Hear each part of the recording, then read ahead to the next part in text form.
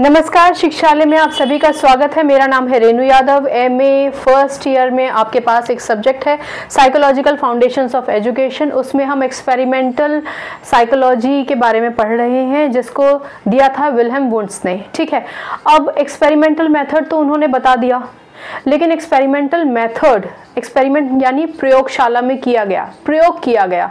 ठीक है, तो इसके कुछ मेरिट्स भी होंगे, कुछ डीमेरिट्स भी होंगे, यानी इसके कुछ गुण भी होंगे और कुछ अवगुण भी होंगे। तो पहले आज बात करते हैं गुणों की, या उससे लाभ क्या हुआ। ये जो एक्सपेरिमेंटल मेथड इन्होंने किया था, प्रपोज किया और किया भी, उसका फायदा क्या हुआ। बहुत सारे फायदे होते हैं और उन फायदों को हमने यहाँ सम अप किया है। देखिए, वैज्ञानिक विधि है, साइंटिफिक तरीके से किया गया, एक पूरा सेटअप किया गया, एक माहौल बनाया गया और उस माहौल में कुछ लोगों को बिठाया गया और सर्टेन स्टिमुलाई को रिस्पॉन्ड करने के लिए उनको कहा गया। ठीक है, यानी रिस्पॉन्स तो एक होना चाहिए था, लेकिन अलग अलग लोगों का व्यवहार उसके प्रति कैसा रहता है, उस स्टिमुलाई के प्रति कैसा रहता है, वो पूरा एक सेटअप एक जगह पर किया गया। ठीक, यानी वैज्ञानिक विधि से किया गया।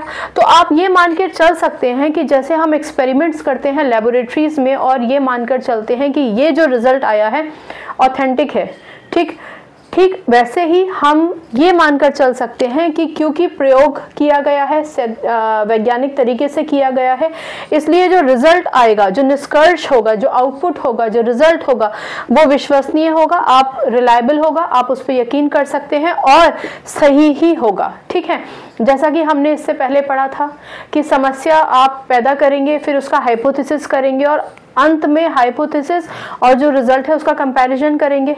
हमने ये भी डिस्कस किया था कि जो हाइपोथेसिस आपने किया है, अगर वो और जो एक्चुअल में आउटपुट आया है, निष्कर्ष आया है, अगर वो दोनों समान है, यानी कि प्रयोग सफल हुआ। तो हम प्रयोग सफल होने का मतलब क्या हुआ कि सही जा रहे हैं, हम सही डायरेक्शन में जा रहे हैं और उस प्रयोग पर विश्वास किया जा सकता है, यानी कि उस रिस्पांस पर विश्वास किया जा सकता है। और हम जो लोग एक पर्टिकुलर सिचुएशन में एक स्टिमुलाई को ठीक से रिस्पॉन्ड नहीं कर रहे हैं, हम उन पर काम कर सकते हैं। मैं ऐसा मानकर चलती हूँ। दूसरा, प्रयोगशाला में होने के कारण प्रयोग दोहराया जा सकता है। ये फिर वही पुरानी बात आ जाएगी। समस्या को हमने निजात किया और उसके बाद हमने उसकी उपकल्पना की और फिर हमने ये सोचा कि आखिर तक लास्ट में जब हम उन सारे सिचुएशन से डील कर रहे हैं और फिर हमने कैसे हम उससे निकले। तो वही, अगर उपकल्पना और निष्कर्ष मैच नहीं करते हैं तो एक्सपेरिमेंट ही तो है, दोबारा से कर लीजिए। यानी आप दोहरा भी सकते हैं उस एक्सपेरिमेंट को, आप सेम लोगों के साथ नहीं तो अलग लोगों के साथ दोहरा सकते हैं और फिर देख सकते हैं कि क्या अब हमारी जो हाइपोथेसिस थी, हमने जो सोचा था, क्या उसके जैसा रिजल्ट आ रहा है या नहीं। यानी कि प्रथम जांच के बाद अंतिम रूप तक आप उसका सही निष्कर्ष निकाल सकते हैं। ये ठीक वैसा ही है जैसे हम कोई चीज नई बनाने के लिए ट्राई कर रहे हैं। पहली बार में हमें लगता है कि डायमेंशंस ठीक नहीं हुए तो हमने दोबारा बनाया। अगर हमने दोबारा बनाने के बाद भी अभी भी हम संतुष्ट नहीं है तो हम तीसरी बार बनाएंगे। तो अब जब आप पहले को और जो लास्ट आपने अटेम्प्ट दिया है, जो आपको लगता है ये बेस्ट था, उसको अगर आप कंपैरिजन करेंगे तो फर्स्ट में और जो लास्ट वाला था उसमें आपको अंतर दिखाई देगा। तो कहने का मतलब है आप दोहरा कर उस रिजल्ट पर पहुंच सकते हैं जो रिजल्ट की कल्पना आप लेकर चल रहे थे। ठीक, चलिए, समस्या से संबंधित कारकों का प्रभाव जाना जा सकता है। अब देखिए, यहाँ पर अलग अलग कारक हैं, जैसे कि किसी भी व्यक्ति का बिहेवियर कैसा होगा, क्या वो क्रिएटिव है, क्या वो एक सामाजिक तत्व है, क्या वो उसको नैतिक तरीके से लेता है। ठीक है ना, तो अलग अलग तरीके से उसका कॉग्निटिव बिहेवियर क्या रहा जब आपने उस समस्या को उस तक लेकर आए। तो अलग अलग समस्याओं में एक चीज ट्रिगर होगी।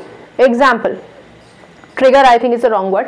एग्जाम्पल, आप इस कमरे में बैठे हैं, मैंने बहुत सारे स्टूडेंट्स को इस कमरे में बिठा रखा है और मैंने उनसे कहा कि देखो बेटा, ऐसा है, आपको सिर्फ आने वाले जो आवाज़ें हैं उनको सुनना है। अगर मैं गलत नहीं हूँ तो नाद योग भी आवाज़ों से संबंधित ही होता है। ठीक है, अगर मैं गलत हूँ तो प्लीज़ मुझे माफ़ कीजिएगा। तो आपको इन आवाज़ों को सुनना है और एक सिचुएशन, एक पोजीशन में बैठना है।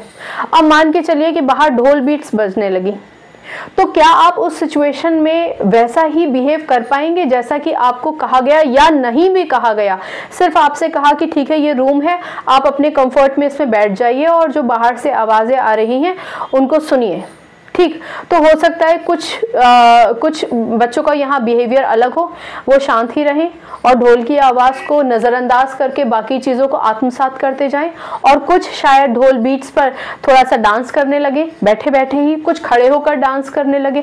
तो अल्टीमेटली क्या हमने कहना चाहा? हमने ये कहना चाहा कि किसी भी सिचुएशन में आप कल्चरली, आप सोशली, आप एथिकली, नैतिक तरीके से, कॉग्निटिव तरीके से आपका जो बिहेवियर है वो अलग अलग हो सकता है, और उसका जो असर है वो दूसरे बिहेवियर पर पड़ता है। ठीक है ना, हमारे एक बिहेवियर का असर हमारे दूसरे बिहेवियर पर पड़ता है। हम जो आज एक सिचुएशन को जैसे डील कर रहे हैं उससे पता चलता है कि हम आगे आने वाली सिचुएशंस में कैसे निभाएंगे। मान के चलिए कि अगर मैं ढोल के बीट्स मुझे बहुत अच्छे लग रहे हैं और मैं अच्छे से रिस्पॉन्ड कर पा रही हूँ उसको, या वो स्टूडेंट, तो इसका मतलब ये हुआ कि उसको अपने कल्चर से बहुत लगाव है, वो रोक नहीं पाया अपने आप को। सिर्फ आपको समझाने के लिए बताया है कि एक कारक किसी दूसरे को प्रभाव कर सकता है और एक कारक को नियंत्रित कर दूसरे के प्रभाव को समझा जा सकता है। कि अगर आपने बोला कि नहीं नहीं नहीं नहीं बैठे रहो, डोंट रिएक्ट, तो वो फिर वो कैसे बिहेव करेगा? क्या वो उतना ही शांत रह पाएगा, या उसके अंदर तो हलचल हो रही है कि नहीं मुझे तो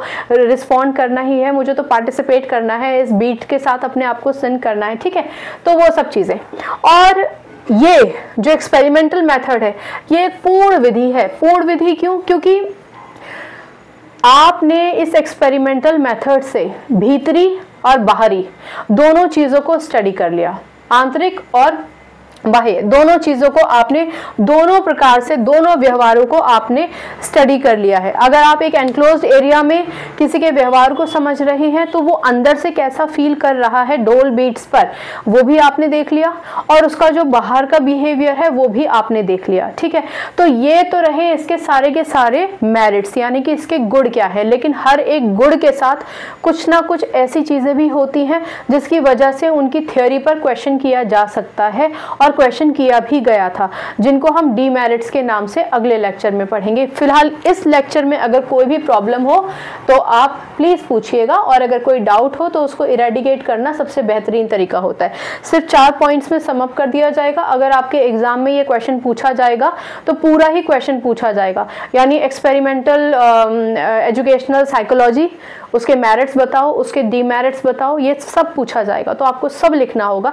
यहाँ हम आपको टुकड़ों में समझा रहे हैं। ठीक है, तो इसमें सिर्फ आपके 4 ही स्टेप होंगे। वैज्ञानिक विधि है, प्रयोगशाला में होता है, दोबारा कर सकते हैं जब तक आपको एक निष्कर्ष, सही निष्कर्ष जो आप चाहते हैं वो ना मिल जाए, या जो सबका मिला जुला मैक्सिमम है वो मैच ना हो जाए। फिर समस्या से संबंधित कारकों, एक कारक दूसरे को प्रभाव करता है, आप पढ़ सकते हैं वो। और पूर्ण विधि है, ठीक है ना, उसके आंतरिक और उसके बाह्य, बाहर के और अंदर के दोनों व्यवहारों को आप अच्छी तरीके से समझ सकते हैं। अल्टीमेटली आप साइकोलॉजी समझ सकते हैं किसी भी व्यक्ति की जिस पर ये एक्सपेरिमेंट या रिसर्च की जा रही है। और ज्यादातर लोगों का बिहेवियर एक सिचुएशन में लगभग एक जैसा ही होता है, और जिनका नहीं होता फिर उनके लिए अलग से एक स्टडी करके फिर कंपैरिजन किए जाते हैं और एक कंक्लूजन ड्रॉ किया जाता है। ठीक है, फिलहाल आई होप कि आपको merits of experimental educational psychology समझ में आया होगा। डाउट हो तो पूछिए, और बाकी शिक्षा सब्जेक्ट से अपनी केमिस्ट्री अच्छी बनाइए, शिक्षा ले आइए। अपना ख्याल रखिए, खुश रहिए, नमस्कार।